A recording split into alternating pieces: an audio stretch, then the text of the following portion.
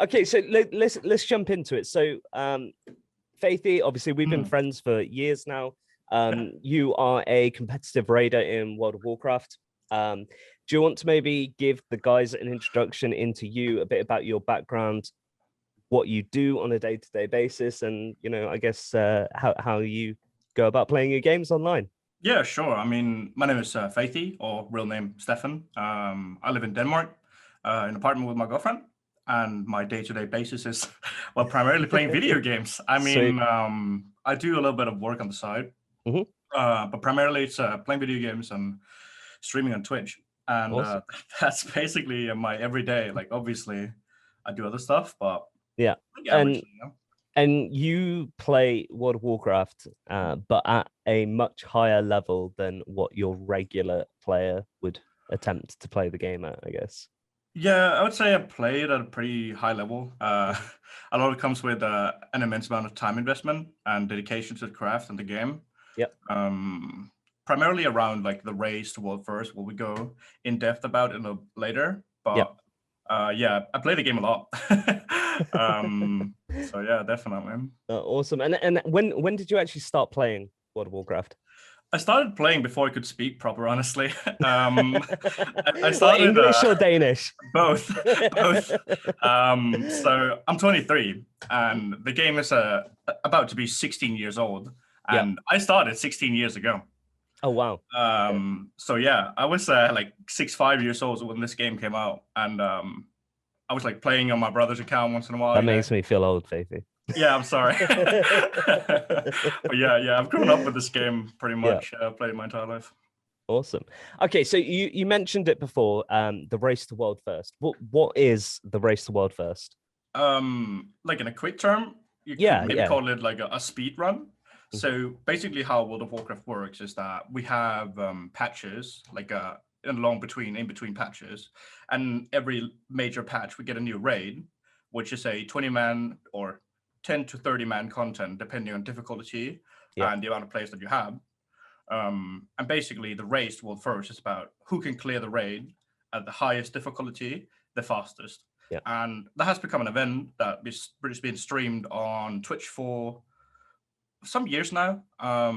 Has always like been in the background of WoW players in general. It's always been a thing since like the game came out, like those 16 Yeah, years sure. ago. Like people have always been following it. But It's being that team who is the first people in the exactly, world to down the the last last boss. boss. And it tends to always be about the last boss. You can get multiple world firsts on bosses up until that point, but I guess the real sort of trophy goes to the team that clears the dungeon before anyone else. Yeah, for sure. Like it is about like who clears it the first, like the entire raid. Like the last boss is the last one you encounter, obviously, right? Yeah. So it's whoever kills that boss first who is who becomes the top guild for this patch, and then obviously it goes again next patch, right? So what does it take to become a world first raider? Like how many out of the pool of millions of people that are playing World of Warcraft, what does it take to become one of, I guess, the elite few that push to ensure that they get that the coveted title of world first raider? I think it has a lot to do with time again Yep. and commitment. And obviously there's I would say like some form of talent to it, like any other sport. Like you gotta know what you're doing and you're doing correct, and you are one of the best in your field at doing it usually. Sure.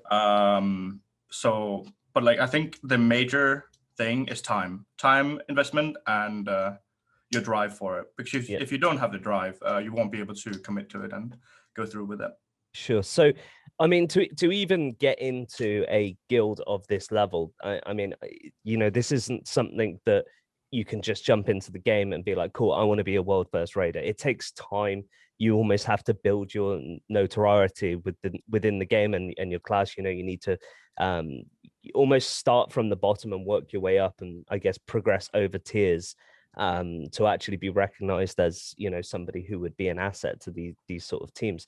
So how difficult is it for you guys to find players who, one, have the time commitment, but also the ability to actually become an asset to your team? It's hard. There's not that many players out there who has the time and or the talent to like compete. Yep. It's not like you could just find like anyone like anywhere, right? It would be like any other game. You wouldn't find a new, I don't know, Shroud playing in Yeah, your sure. matchmaking and CS:GO. There's definitely another. There's not that many players in general that reaches that tier compared to obviously how many plays the game, right? Yeah. Like And any I other game. I guess as well as that, it's not necessarily just the skill level or the time commitment, it's the experience as well. Because I can imagine that players who you're coming into a team environment where you've got to effectively play with 20 other people. You couldn't just sub somebody in randomly. You need that time to build that synergy and get used to each other, be able to recognize voice comms and things like that to actually be able to perform well as a team in these events. Yeah, World of Warcraft is a very team-orientated game. You're 20 people playing together. You're not playing your own game at that point. You're playing as a team with 20 men. It requires a lot of team synergy and just being in a good environment with your team in general. It's no good being in a bad environment. Destroys the mood and performances. Yeah. So yeah, definitely. But it takes years of experience to climb the ladder in WoW usually. It has seen before that people have gone in quicker, obviously. Hmm. For the most part, WoW is a game that people climb through, where you start at a certain level and push yourself to become better and better, Yeah. and eventually maybe end up where you want to go. Yeah. Awesome. So you mentioned time investment in the game being one of the key factors. Yeah. How many hours are we talking about in terms of like during the race that a world first raider needs to put into the game? So during the race, usually like we're at least talking 15, 16 hours a day for just about a month. Wow. That is the amount of time that it takes. Yeah. So it is a very big time investment. Yeah. Obviously, this doesn't happen every month. That's IRL on hold. Yeah. You basically have a tier come out and a rate come out, and you'll blast it out for a month, and then you finish the race, right? Yep. And then you'll go back to playing a little bit more slow. You still have a few days where you play to prepare for the next tier already as soon as it's over. Hmm. Usually a new raid comes out just about like every half year, just about. So a month out of your year is basically written off entirely to playing World of Warcraft. Well, 2 months, right? If you say two It, tiers, yeah, actually. true, Yeah, true, true, yeah. actually. And I guess the thing is with that, in terms of like finding the right person, is obviously not all of you are able to make a full-time income from playing games. I know playing obviously at the level that you are, there's things like sponsorships, and a lot of people stream on Twitch and things like that that can subsidize you. Um, but I mean, realistically, I imagine that a lot of your players have jobs. How do they go about managing that? Do they?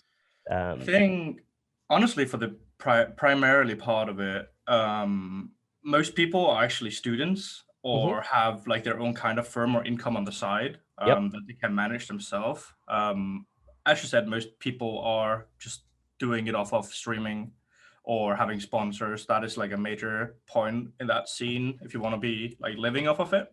Yep. But you definitely have some people who just had their own job and can control their schedule or stuff like that. We have for example, in our guild, someone who owns his own firm, so he Mhm. just controls his hours around that.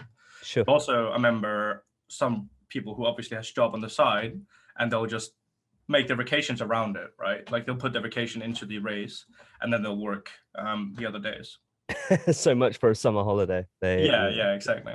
It's in Azeroth, but Yeah. um, so um, I mean, what would your predictions be for this event? Like, how long do you think it's going to be for the last boss to be Um, downed?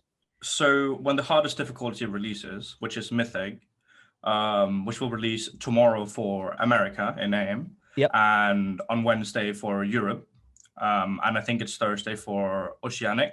Yep. I think it will be, personally, I think it'll be between 7 to 10 days. Okay. I think it will be 9 days. That So is just into the second reset. yeah, into the Um, second reset. So every week in WoW, We have a reset where you can go in and clear the raid again to get additional loot and gear.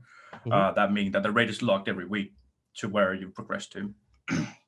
And that boost can like give you additional gear, which can make it perform better for the later bosses, because obviously your character being stronger means that you'll do more damage, meaning it's a bigger possibility of the boss dying. Awesome. And how difficult do you think that this race is going to be, say, compared to the previous tier? Honestly, this tier, it's very hard to say. We have a feeling that the first few bosses, at least like the first 7, 8 bosses, are going to be pretty straightforward and not that bad. Yep. But we'll never know. The tuning and the last difficulty is always a mystery to a degree until you reach and see it. Yep. But we do believe that the last 2 bosses are going to have some difficulty to it. At least the last boss. Usually always is the last 2 bosses. That's like the major barriers for this race. Sure.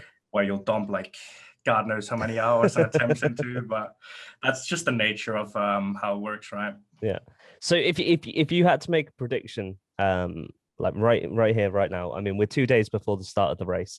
What I'd like to do is, if you're around, is do a follow-up interview actually after the race, to see how withered and tired you look afterwards. But if you had to make a prediction, which boss is going to hold you up the most this tier in terms of difficulty? Yeah.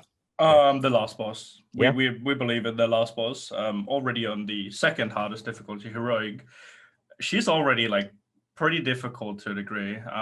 They've definitely like made this raid hard. Good. Some encounters, yeah. Yeah. So it's good for day-to-day players, not so good for you guys. You know, because I mean, a standard raid team would maybe raid 2 to 3 days a week. You know, for a few hours each night that they raid, and you know, slowly over, you know, maybe 6 months, they'll clear all of the content and get that stuff. But this is the stuff that you guys are doing in just a few days. So I mean, it's always interesting to watch the race. This is actually the first race where I'm in a position that, although I no longer play World of Warcraft, I love Race to World First.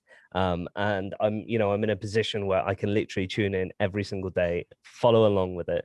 You know, previously I'd have Faithy radio on whilst I'm working and just listening to the comms. But you know, I've got so many screens now, I can literally have you guys dedicated to one screen. So it's going to be awesome to watch. So once the race is actually over, I mean, you mentioned earlier that you almost start preparation for the next race at that point. Is that something that you'll effectively start? Is there another tier coming within this expansion, or is this the final one? There for sure is coming one more tier. They've basically confirmed it.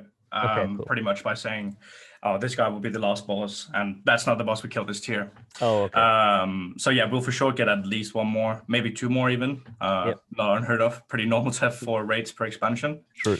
But yeah, like in terms of like preparation, as we talked about very shortly, a lot of prep goes into the race. There's a lot of like currency and other stuff you need to gather on the side that takes a lot of time and a lot of investment outside the race, because you don't have time to gather all of this like during the race. So it's usually would take like 1 day a week to like get this ready for whenever the next race comes, or maybe like 2 days a week in the start. Yeah. Awesome. Okay, so I mean, just closing up, where can people find you so that they can come and watch the race and cheer you on, dude? So you can find me on Twitch TV / by Faithy. You can also find me on YouTube, which is also by Faithy. Very surprising. Didn't know you were doing YouTube. Yeah, I will be starting. Okay. Cool. So that's happening. And then I'm also on Twitter at method_Faithy, I believe it is. And is there an OnlyFans? Not yet. Maybe if there's a lot of interest, we can figure something out. Yeah, awesome. Okay, awesome. Well, thank you so much for joining us today, Faithy. Guys, links in the descriptions below to Faithy's channel. Make sure that you turn up and cheer him on during his next few weeks of absolute hell. Playing World of Warcraft for 16 hours straight is certainly going to be interesting. And hopefully, Faithy, you'll come back and talk to us after the race. You'll see me withered, yeah, for sure. Yeah, we want to see it. The beard growth will be like huge and just like the gray skin and needing sunlight. So it would be awesome. But yeah, thank you. Honestly, dude, thank you. And yeah, we will speak to you soon.